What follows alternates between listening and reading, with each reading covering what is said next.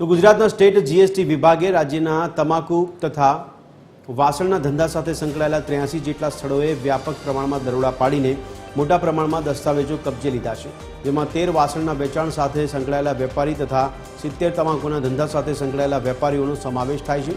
આ વ્યાપક દરોડાના પગલે સમગ્ર વેપારી વર્તુળમાં ભય અને ફફડાટ ફેલાઈ જવા પામ્યો છે। બિલ વિના થતા વેચાણો અટકાવવા માટે આ કાર્યવાહી કરવામાં આવી હોવાનું સૂત્રોએ જણાવ્યું છે। તો આજ અંગે વધુ વિગત આપી રહ્યા છે અમારા સંવાદદાતા મૌલિક।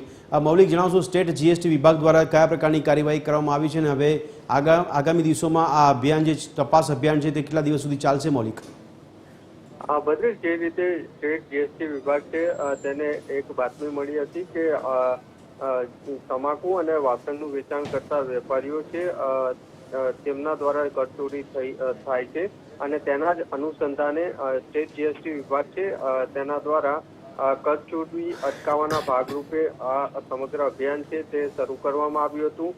અમદાવાદમાં વાસણના વેચાણ સાથે સંકળાયેલા અલગ અલગ વેપારીઓ છે તેમના 13 સ્થળોએ જે રેડ છે તે પાડવામાં આવી હતી।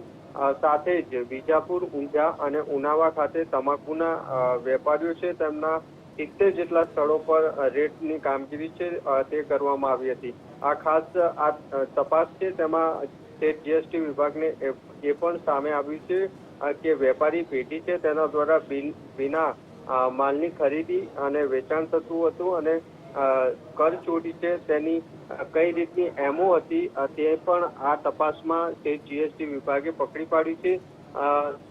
સમગ્ર આ તપાસ છે તેમાં કરોડો રૂપિયાની કરચોરી છે તે સામે આવે તેવી શક્યતા છે। હાલ સ્ટેટ જીએસટી વિભાગ છે તેના દ્વારા સમગ્ર મામલે તપાસ ચાલી રહી છે અને થોડા સમય બાદ કેટલા રૂપિયાની કરચોરી આ વેપારીઓ દ્વારા થતી હતી તે સામે આવશે।